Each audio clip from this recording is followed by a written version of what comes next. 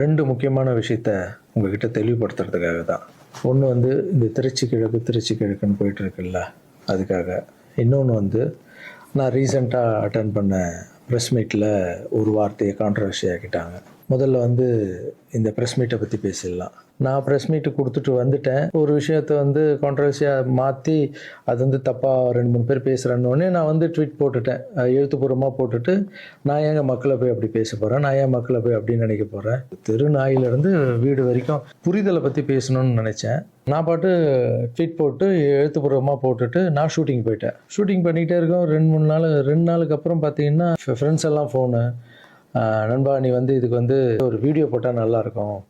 எல்லாம் வந்து தப்பா புரிஞ்சுட்டு இருக்காங்க. ஒரு சிலர் இத வந்து அட்வான்டேஜா எடுத்துக்கின்னு உன்னை பத்தி தப்பா பேசிட்டு இருக்காங்க அப்படின்னா, இப்ப அதான் ஒரு தடவை ட்வீட் போட்டுட்டான்ல விட்டு நம்ம அதுக்கு போய் சும்மா பேசிட்டு இருக்க கூடாது. தப்பு நம்ம பண்ணா பரவாயில்ல, நம்ம தான் பண்ணலையே அப்படின்னு விட்டாச்சு. அதுக்கப்புறம் என்னுடைய ட்ரஸ்ட் குழந்தைங்கள்லாம் ஃபோன் போட்டு, நம்ம படிக்க வச்ச குழந்தைங்க அங்கங்க வேலை பண்ணிட்டு இருக்காங்கல்ல, அங்கிள் நீங்க இதுக்காக ஒரு வீடியோ போடுங்க ப்ளீஸ், இது வந்து ரொம்ப தப்பா போயிட்டு இருக்கு அப்படின்லாம் பேசினாங்க. என்னடா இது எல்லாம் இப்படி சொல்றாங்களே அப்படின்னு பார்க்கும்போது, வீட்டுக்கு போனா வீட்டுல அம்மாவும் அப்செட்ல இருக்காங்க. இதுக்கு தான் நான் ஒன்று அரசியலுக்கு போவானு. ஐயோ இது ஏதோ ரொம்ப தப்பா இருக்கு போல. ஃப்ரெண்ட்ஸுங்கிட்ட எல்லாம் கேட்டு பார்த்தா, நம்ம சொன்ன எண்ணங்கள் வேற, இவங்க தப்பா பேசிட்டு இருக்காங்க, அதுவும் ரொம்ப தப்பா இருக்கு அப்படின்னும் போது, எனக்கு ரொம்ப க்ளோஸ் ஆன ஒரு பையன் ஒருத்தர் இருக்காரு என்னுடைய ட்ரஸ்ட்ல. அவர் பேர் ராஜகோபால். அவரு ஒரே ஃபோன்ல, அங்கிள் நீங்க இதுக்கு ஒரு ட்வீட் போட்டு ஆகணும் நீங்க.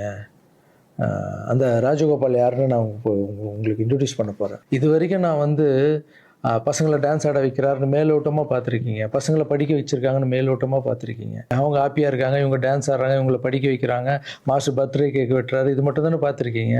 ஒவ்வொரு வாழ்க்கையிலும் எவ்வளோ கஷ்டம் இருக்குது, அவங்கள நான் எவ்வளோ கஷ்டப்பட்டு வளர்த்தேன் அப்படின்றதெல்லாம் அப்போல்லாம் ரீல்லாம் இல்லை. இப்போ சொல்கிறேன், ஒரே ஒரு பையனுடைய அவர் எப்படி வந்து சேர்ந்தார், அவருடைய கஷ்டம் என்ன, நான் எவ்வளோ கஷ்டப்பட்டேன், அவர் இப்போ எந்த நிலைமையில் இருக்கார், எந்த நிலைமையில் இருந்தாலும் நான் அவர் எப்படி விடாமல் இருக்கன்றதை அந்த பையனை இன்ட்ரடியூஸ் பண்ணுறவாங்க. இவர் பேர் தான் ராஜகோபால். இந்த வீடியோவில் பேசியே அவனுன்ற முடிவில் வந்திருக்காரு.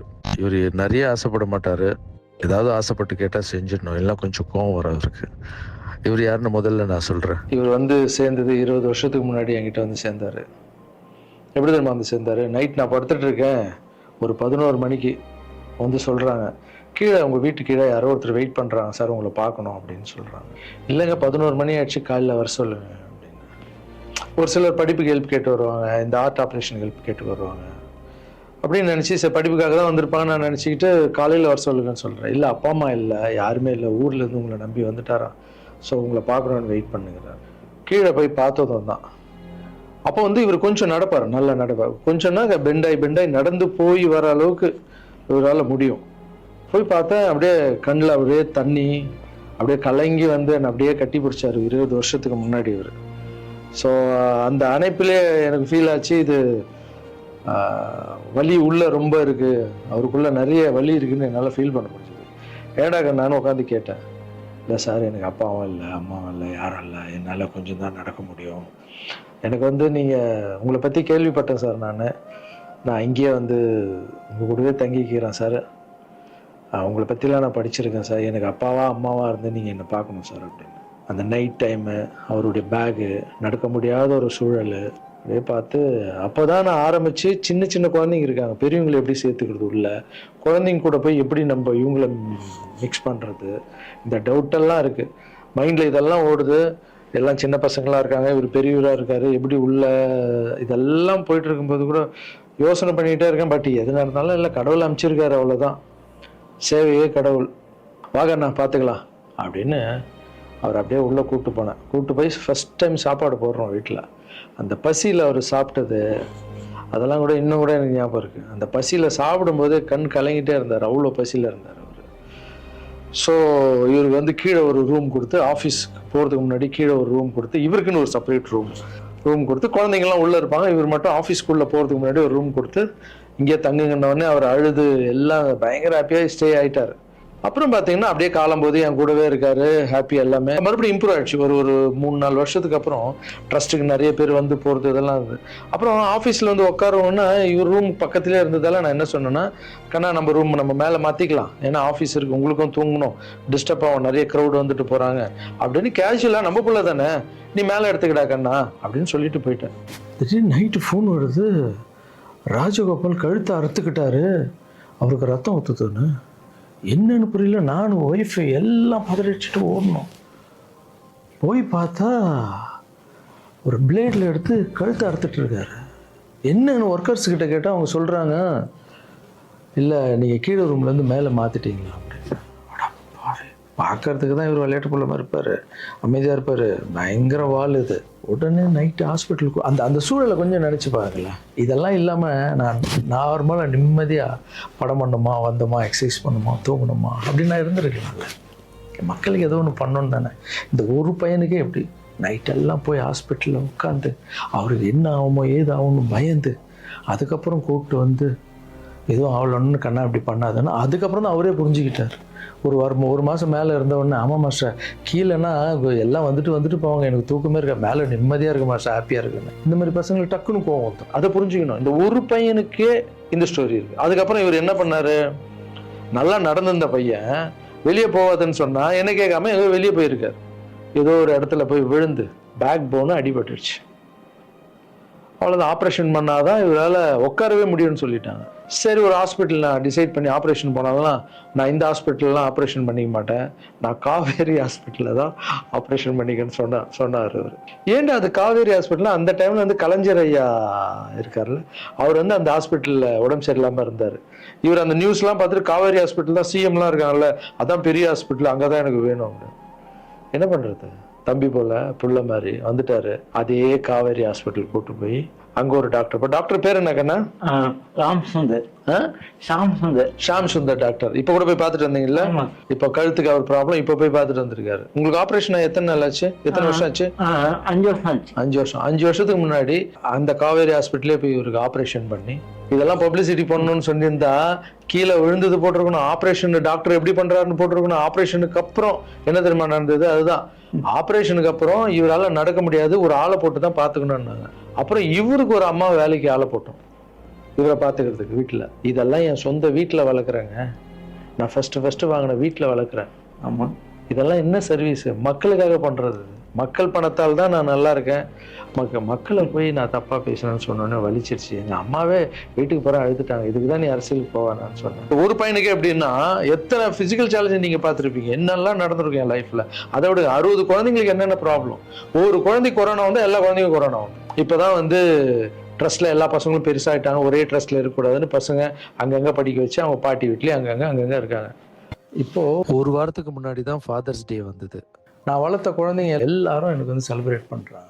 இன்னும் நம்ம இங்கே தானே வளர்ந்தோம், அப்பா தானே வளர்த்தாருன்னு என்னை பார்த்து இந்த பூச்செண்டு கொடுக்கும்போதெல்லாம் எனக்கு அவ்வளோ ஒரு சந்தோஷம். அதனுடைய அன்பு பார்த்தீங்கல்ல, யாருக்காவது கிடைக்குமா? ஸோ இதெல்லாம் மக்களுக்கு மேலே வச்சுட்டு இருக்க அன்பு மட்டும்தான். நீ பேசணுமா? என்ன பேச போற? அதான் நான் அங்கிள் சொல்லிட்டேன் உன்னை பற்றி எல்லாமே. இல்லை, நான் கொஞ்சம் உண்மையாக சொல்லணும். சரி சொல்லு. இது வந்து யார் நம்ப மாட்டாங்க. இப்போ நான் வந்து பாதிக்கப்பட்டவன். சரி சொல்லு. நீங்க எப்படி பார்த்துட்டீங்கன்னா அந்த கடவுளுக்கும் எங்க அம்மாவுக்கு தான் தெரியும். இது நான் வந்து மக்கள் மாதிரி உங்களுக்கு நான் உண்மையா சொல்றேன். நான் கும்பிட அனைத்து கடவுள் மேலானேயும் என்னை பெற்ற அம்மா மேலானேயும் சொல்றேன். இந்த பின்னாடி நிற்காதுல்ல, இவர் எங்க சார் மட்டும் இல்லை, எனக்கு அம்மா அப்பா எல்லாமே இவர் தான். எங்க அப்பா பெரிய கோடீஸ்வரர் அப்படின்னு என்னை வந்து நான் இப்படி வாழ்ந்துட்டேன் அப்படின்னு எங்க அம்மா என்னையும் அனாதையை விட்டுட்டாரு. எங்க அம்மா என்னை விட்டு போனதுக்கப்புறம் இந்த உலகத்துல எப்படி வாழ போறோம் அப்படின்னு ரொம்ப தயக்கமா இருக்கு. இது நீ ஃபீல் பண்ண கூடாது, நான் பேசுனேன். இங்கெல்லாம் அதெல்லாம் இருக்கக்கூடாது, புரியுதா? இல்ல டேய், ஆமா இதெல்லாம் அழக்கூடாது. நீ ஸ்டாப் பண்ணி பேச வேணாம், நீ பேச வேணாம். நான் பேசாமணும்.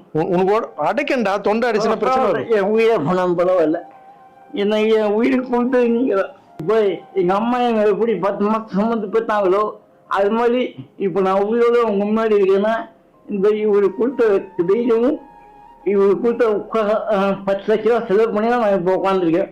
இன்னொரு தகுதிக்கு அவ்வளோ கூடிய ஹாஸ்பிட்டல் நான் போய் ஆப்ரேஷன் பண்ணதுக்கு கனவுக்குள்ள நினைக்க முடியாது. ஒருத்தங்க ஹாஸ்பிட்டல் போய் சேர்க்கும் போது அவங்க சொந்த பந்தம் எல்லாரும் வந்து பார்ப்பாங்க, ஆனால் என்னையாலும் வந்து பார்க்கறதுக்கு ஆள் கிடையாது.